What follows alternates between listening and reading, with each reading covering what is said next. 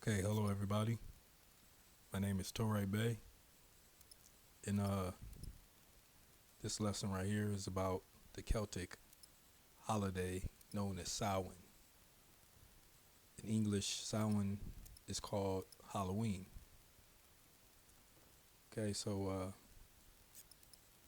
what it is with the Celts is the Celts were primarily a sun worshipping group of people inhabiting much of Middle Europe, uh, and also Asia Minor in the pre-Roman times. The culture developed in the late Bronze Age around the upper Danube and reached its height in the late Latin culture, the 5th to the 1st century BC, before being overrun by the Romans, various Germanic peoples in that area. So,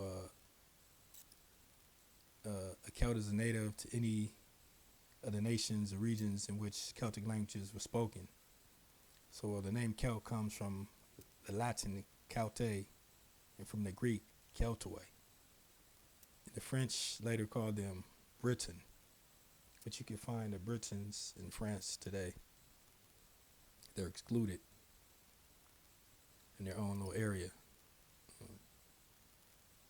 The Celt are the ancient Gauls, so the ancient Gauls are diversified into two groups.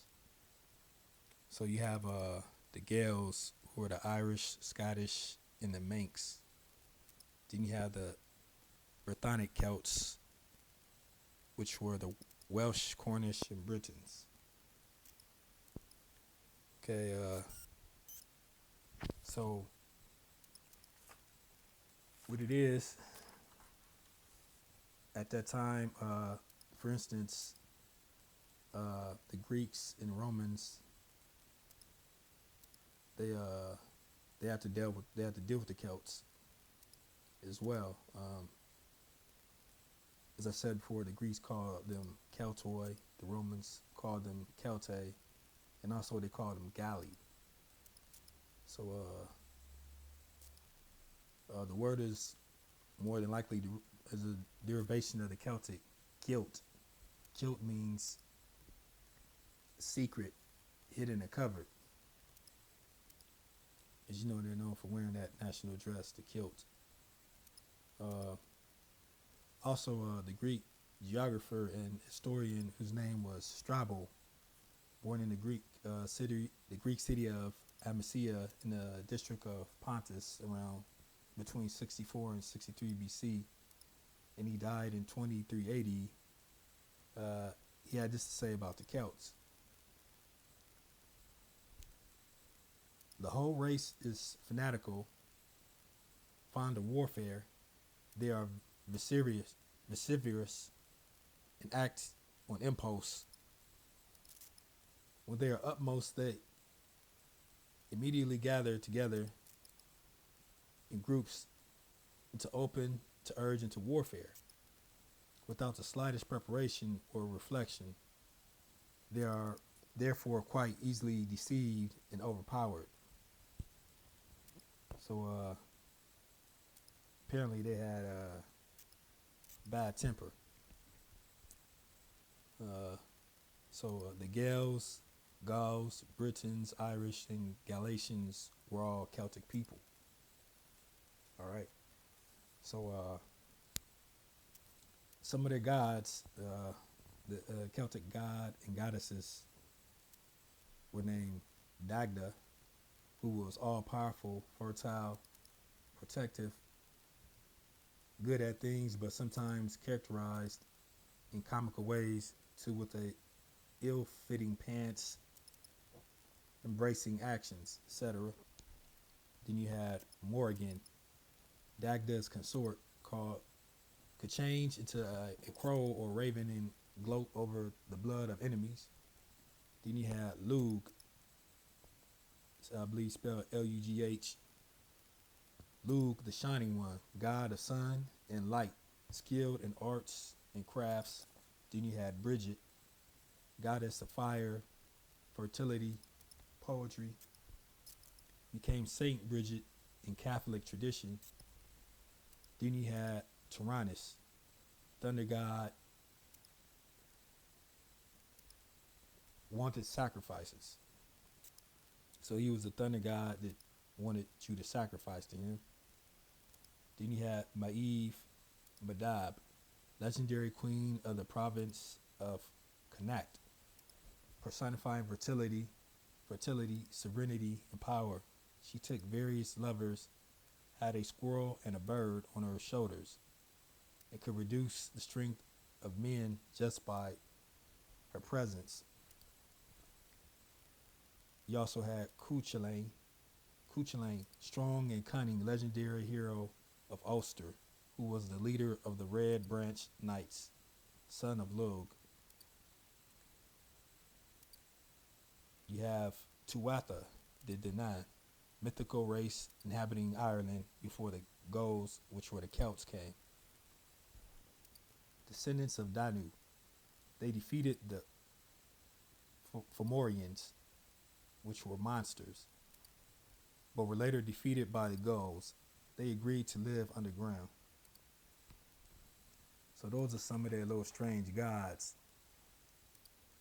All right, so in the occult, they like to flip everything positive upside down, as you know, including the African and Moorish five-pointed star. You know, they flip symbols of nature around as well. Now, the Moorish five-pointed star is the highest principle known to man, which is love, truth, peace, freedom, and justice. They flip it upside down and make the Baphomet go to Mendes' face. Wiccans also, they utilize a six-pointed star.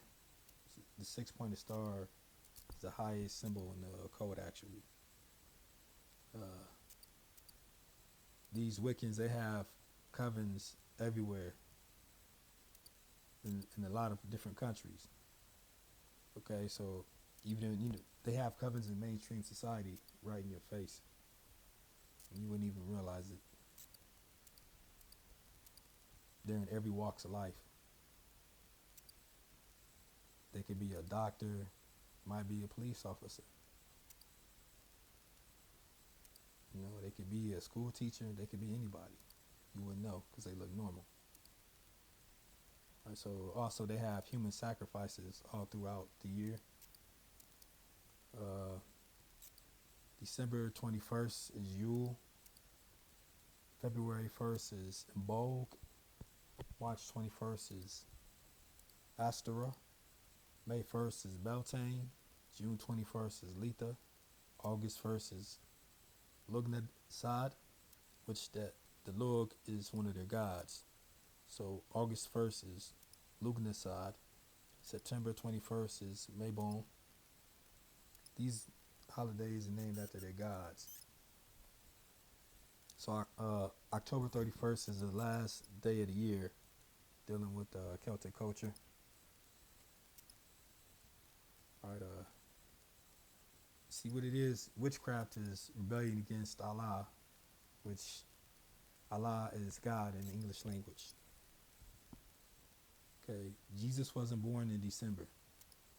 You know, the Druid sacred tree is the oak tree. You know, the Egyptians' sacred tree was the palm tree.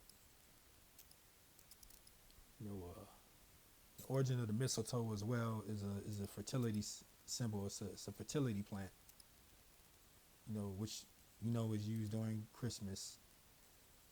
You know, you a man, you go, you get you a lady that you like. You know, what do you do when you walk under the mistletoe?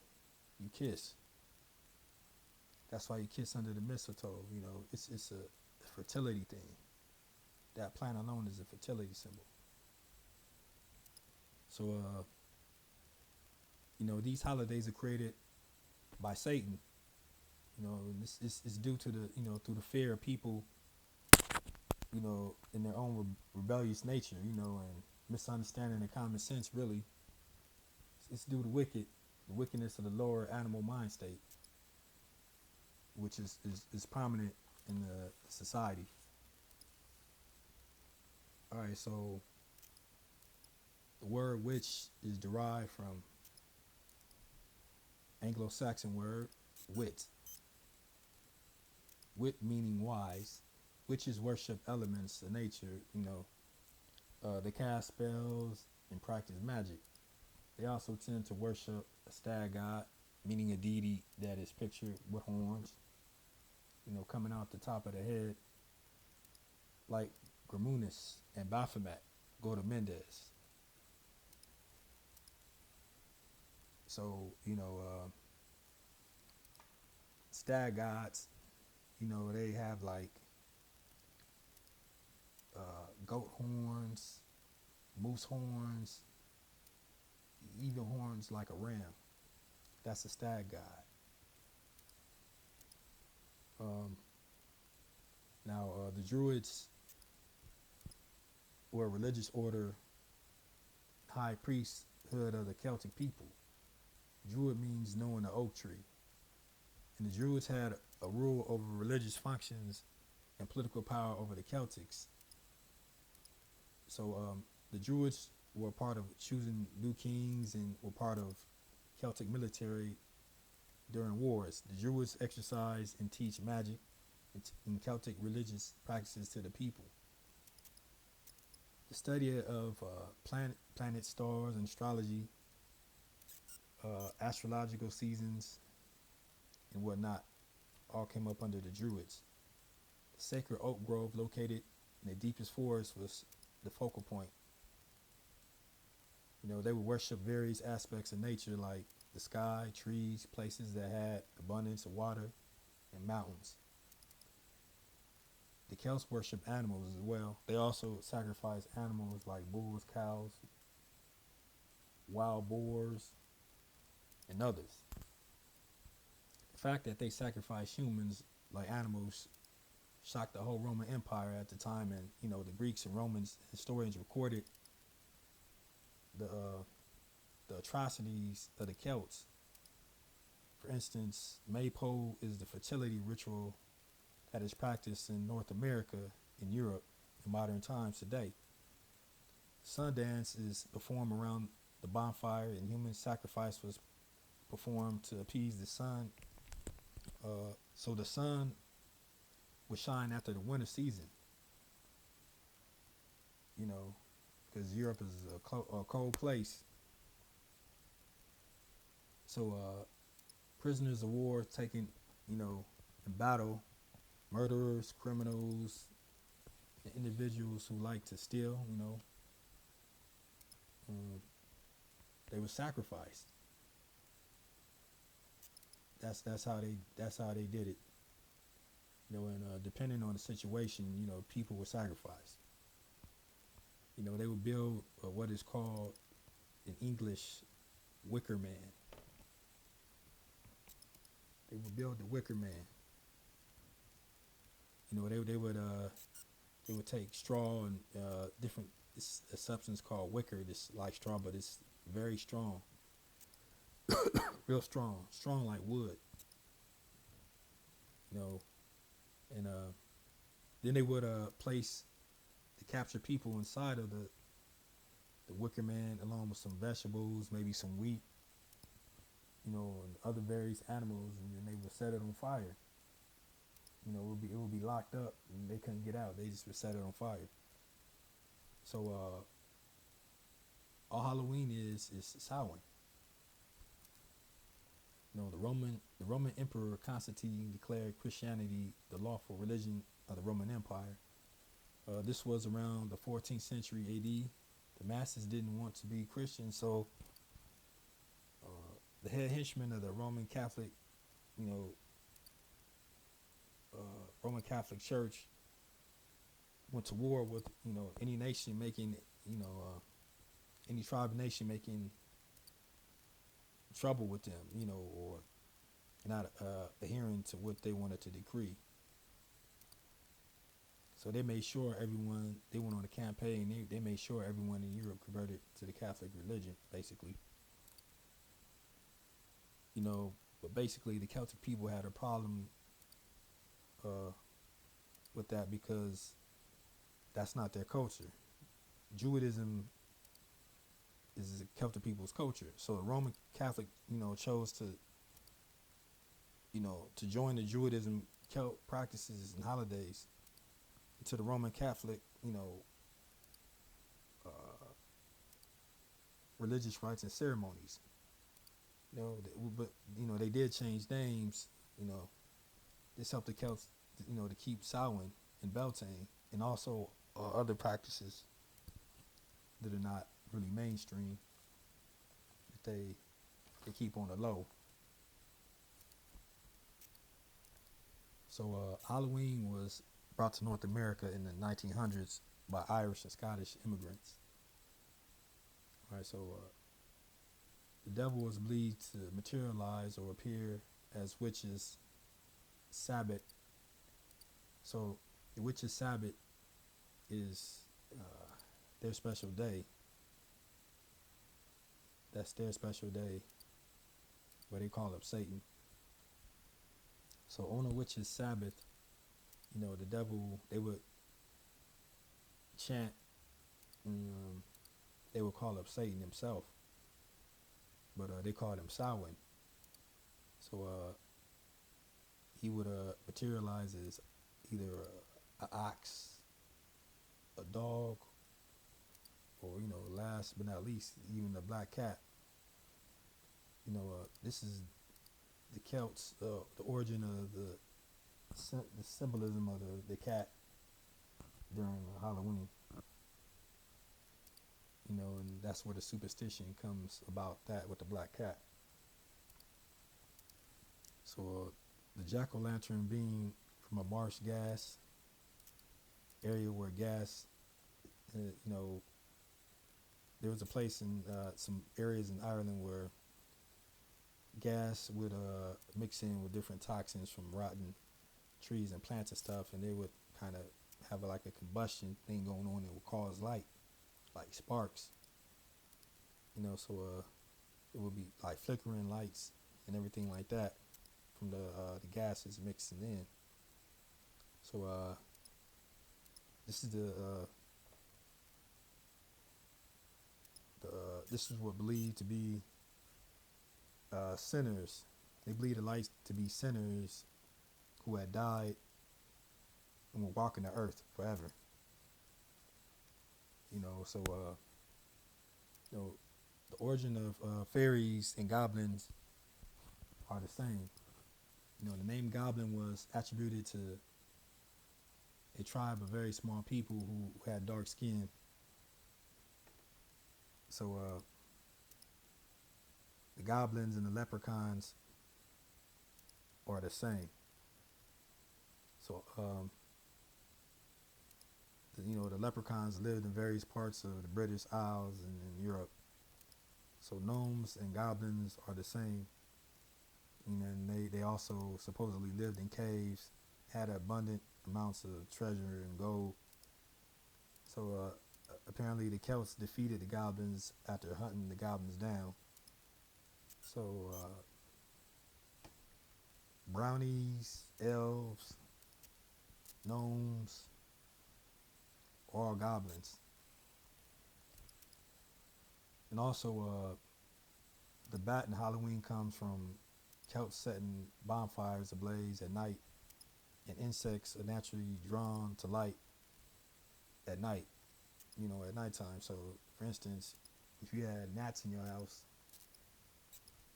or whatever, and you turned on the light, or flies or whatever, or moths, they automatically, they'll fly to the light.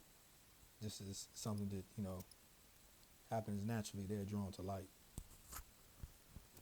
So, what happened was the bats eat insects, because they're nocturnal hunters. So they actually, hunt for food at night. So all the insects by the bonfire is a buffet dinner for bats who are nocturnal and hunt insects and eat them and stuff at night. So the bats always came to the fire where the people were. They wasn't attacking the people. They was attacking the bugs and stuff. So that's where the symbolism is, with that, you know.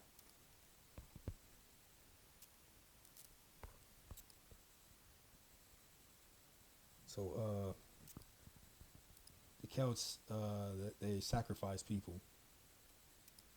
Human sacrifice was needed in their culture. For instance, Beltane and Midsummer being the most important at the times. Sacrifice of vegetables, animals, and burning the wheat would would go on. Also, they felt that strengthened their gods.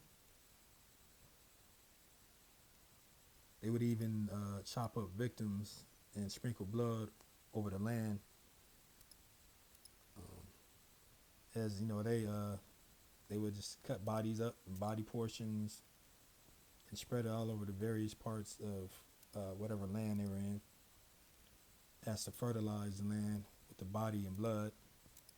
The worshippers, the Celtic people, ate portions of the human flesh of the body of their victims as a sacrament as well. This was a very important religious act for the promoting fertility and abundance of crops. The sacramental eating of victims' flesh was considered medicinal as well. The victims was considered divine. So the Irish were known for eating their enemies, and also there was a group of Celts called the Galatian Celts. They were known for drinking blood and eating flesh of little children. This was recorded by Diodorus. This is historical facts. There was also another writer. Let's go into Diodorus. Or better yet, let's go into Pausanias. Pausanias was a Greek traveler, geographer of the 2nd century, who lived at the time of the Roman emperors Hadrian, Antonius, Pius, and Maximilius. He recorded that the eating of flesh and drinking of blood of the children among the Galatians, Celts. All right, so also there was an unidentified Roman soldier.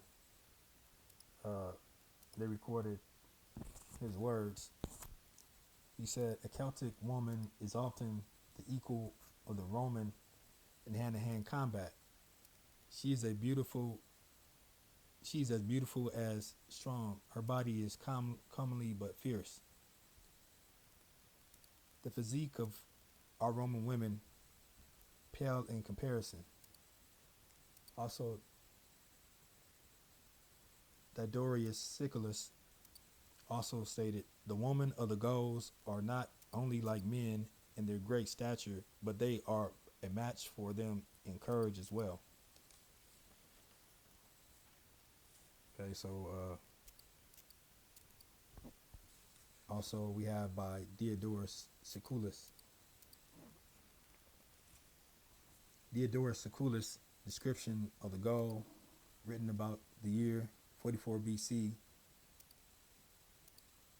Prisoners of war are sacrificed to the gods, and along with the animals that have fallen into the victor's hands, they are burned or put to death in some other manner.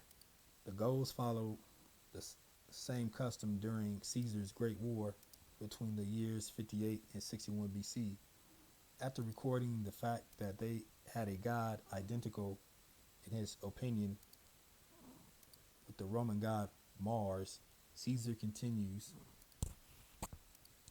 "When they resolve on battle, they usually dedicate to this god all the spoil they hope to obtain, and after a victory they emulate that has life in his honor. Two inscriptions furnish us with the name of this Gaulish divinity, with this ghoulish divinity whom Caesar designates by the Roman name of Mars. One is a votive inscription to Mars, Tautatis, found in the Great Britain. 3. The other, brought to light at Sicco in Styria, is inscribed to Mars, Latobius Hormagius. Tautatis Sinatus Maginius. Tautatis or Tatutus is thus a god to whom the Gauls offer up their prisoners of wars. It is one of the names of personifications of the parent god whom reigned over the dead. They believed that by special favor he could spare the Gauls whose days were threatened. If a substitute were sent into the other world to him, as for instance a captive offered up in sacrifice. So for instance we have about 4 main historians who even recorded Caesar, what he had to say. But the for your research, you have Titus Livius, known as Livy, okay, who lived from 59 BCE to 17 CE. He's a historian. Then you have Strabo, 64 60 to he was either born in 64 or 63 BCE. He lived to like 23 CE. You have Ammianus Marcellinus. He was a historian. Then you have Silenus. His full name was Gaius Julius Silenus. He was a historian as well. So the Druids were the religious, scholar, priestly, social class. They instituted the whole human sacrifice thing.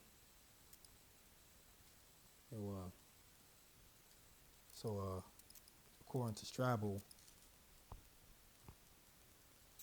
in his geography 4.1.13,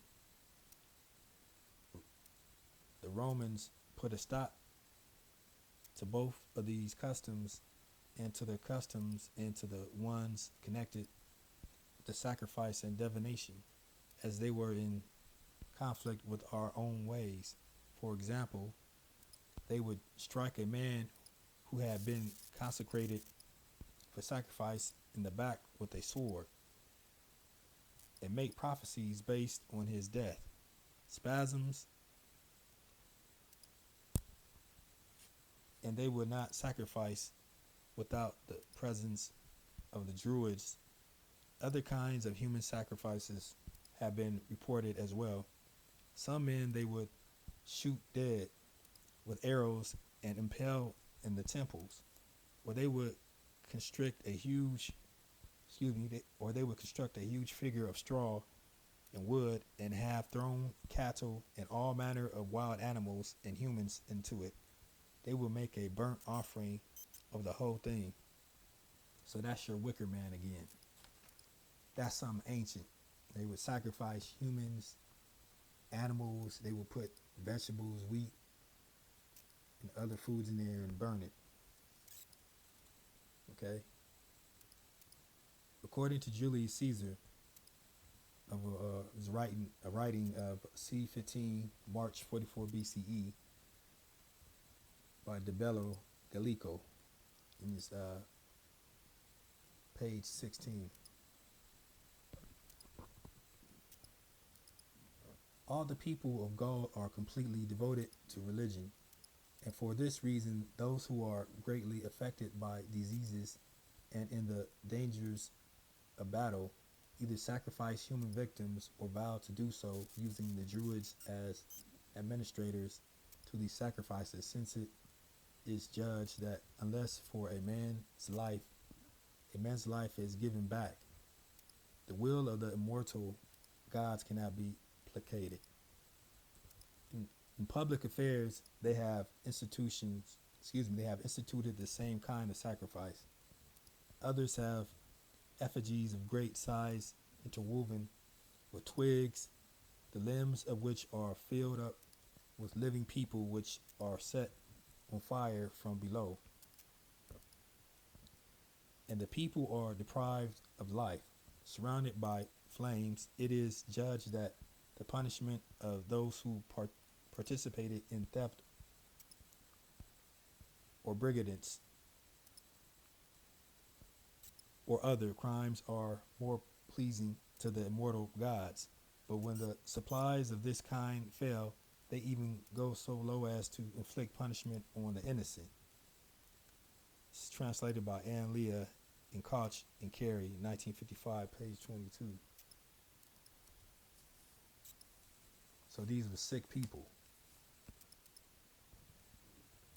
All right, so also the Celts drank the blood of their relatives that died in order to obtain favor and be in better accord with the dead relatives. So they have a blood brotherhood that's still going on even till today, people. So the Lord Sawein, he's Lord of the dead. He's a horned stag god. So horns like a moose or a ram or a reindeer. October 29th through the 31st. 31st being the new year. So that's that 3 day, 29, October 29th through the 31st. That's Samhain. People and even still to today, people are being sacrificed. Men, women, and children. So now you know why people come up missing and they never find them again. Right, the 31st is the Celtic New Year. It's a 3-day festival of fire. It's the highest, holiest night of human sacrifice that there could be. All right. Then you got Stonehenge. It's located in Salisbury Plains of England. And they have megalithic circles and structures all over what is the British Isles, Ireland, Scotland, Wales, England. Okay, Druid temples, a human sacrifice, all over the place. Even still to today, archaeologists are unearthing human skeletal remains that have been sacrificed. As a matter of fact, they've unearthed 4,000 human skeletal remains in Stonehenge alone. 4,000. Okay, so trick or treat. Jewish would visit castles, they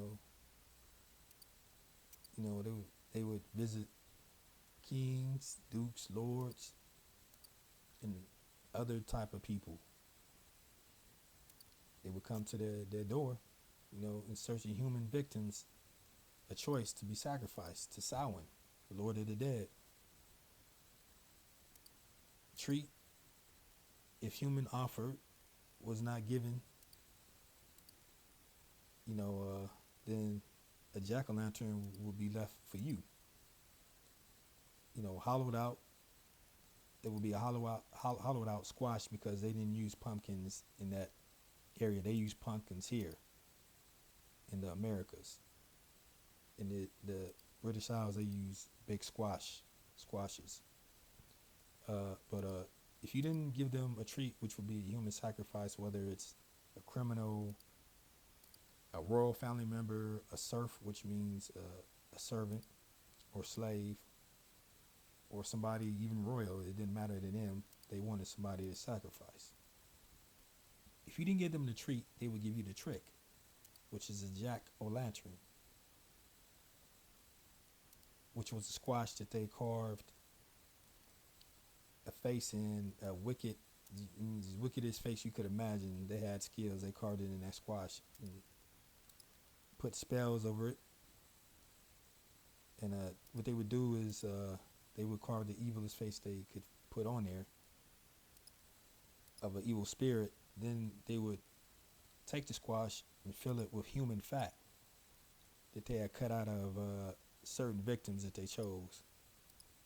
You know, a nice sized hefty person with some fat. They would kill that person and take the body fat out of that person and put it in the squash and put a candle in it and set it on fire after putting spells all over it. See what I'm saying? So Sawein is a demon. Actually, it's the devil, head of the demons, the devil. Okay. On the night of Samhain, you know, at Stonehenge, you know, they sacrifice war captives and victims, you know, and the stone temples, you know, can be found all over Scotland, Ireland, Wales, and England.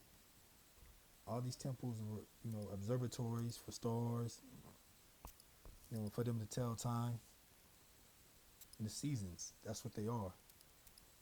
So the Druids would come to the castles and houses of royal nobles and shout out trick or treat. So that meant give us a person to give to the, you know, as a living sacrifice to Samhain. If the royals, so the royals had to give family members, you know, or, you know, whoever, criminals, whoever. They had to give somebody up to the crazy druids, you know. So if they chose not to, you know, the jack-o'-lantern was filled with nasty blood, human body fat with a candle in it, and they would curse your household. You know, so think about it. The king or duke or royal house decided to refrain from giving a human person to be sacrificed. You know, the trick was a curse. They would paint a 6-pointed star on your doorpost. They actually used human blood of sacrificed victims, you know, in paint. They would paint a 6-pointed star inside of a red circle and put spells on you and your household. And the demons actually would come to pay you a visit, you and your household a visit. So, you know, let's talk about apple cider. Apple cider is coming originally from the Celtics because they would boil apples at a very high temperature in strong, large, 4-foot large steel pots. And they would have victims. They would bring them there, you know, they would have, you know, their fun with the victims pretty much. And, you know, this was fun to them. You know, they gave the victims, they caught a chance to live. You know, they could catch one of the apples that was in the boiling extremely hot water with their teeth. You know, they would let you go. You was going to get executed anyway, but that was your chance to get free because they brought you there to sacrifice you, and they would let you know, look, if you can catch one of these apples, he'll let you go. You know, so you have to decide if you want to do that. So if you chose to try but decided to change, you know, you just change your mind, no, I don't want to do it, they just would behead you right there for changing your mind.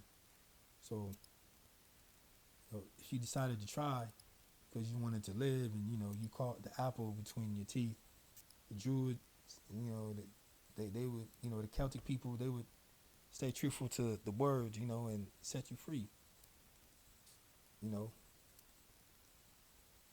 But, you know, physically, you know, you would be handicapped, you know, due to the extremely hot water boiling.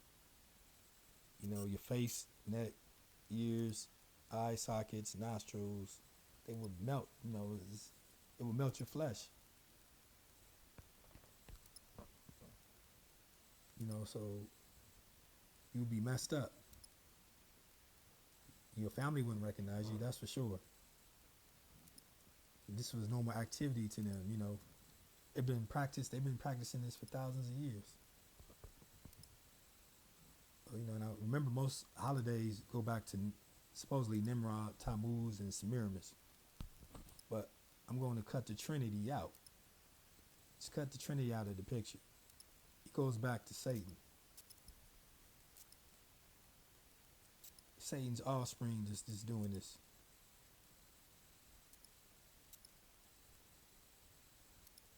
You, as a creation of God Almighty, you have a choice to do evil or do good. You have a choice, to allow yourself to be misled and deceived, or you can pay attention, and see the evil corrupter of men and women and destroy that evil corrupter. The choice is yours. So, you can be a disbeliever and love Satan, or be an upright worshiper of the Most High, and live life in the correct manner. So it's Iblis, aka Satan. It's Satan's decree to mislead human beings, because he was arrogant and believed himself to be better than humans. Okay, so the higher your mind state, the closer you are to God, the eviler you are in your mind, the more animalistic you become, and you become closer to the ranks of Satan.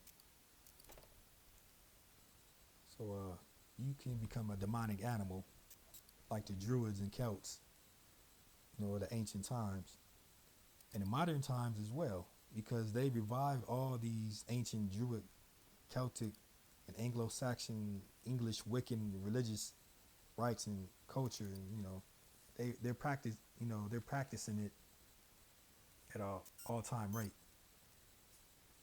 They're becoming unchristian and going back to their English, Wiccan, and Druid, Celtic practices. All right, so don't take part in Druid Celtic culture. It's engineered by Satan's priests, to take you and your family and community to hellfire. So, in the Bohemian Grove in Northern California, the elite, they've carved a giant owl out of a giant oak tree, and they sacrifice babies and adults to this giant owl carved out of oak wood, a big old oak tree. Okay, so even people who have snuck cameras to film it. Even there's a gentleman named Alex Jones. He's a talk show host and activist. He's from Austin, Texas. He's done this. He snuck in there and recorded it. This is straight wickedness. This is Druid culture, Gaelic culture. And this is the elite. And guess what? You're not invited. Unless you're the sacrifice victim, then yeah. Then you can come to be sacrificed. So this is Druid Celtic religion. It's not a game, people. And it should be taken seriously. Think about it. Why are there so many women, men, and children missing in the continental United States?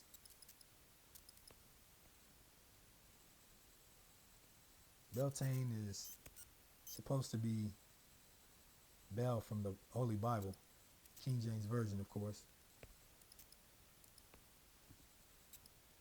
Bel was another name for Nimrod,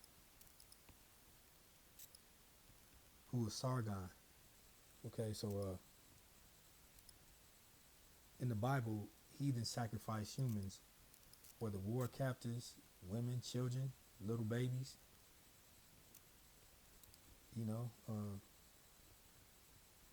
So imps, trolls, elves, gnomes, ghouls, all demons as far as I'm concerned. If you just don't care because you want to have fun, then so be it. have fun, worship iblis, who is the devil. You know, another name for him is Satan, or another name for him is sawein.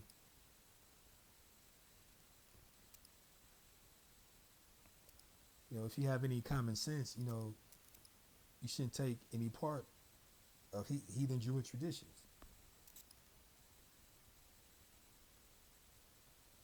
This is Torrey Bay. Much love to you.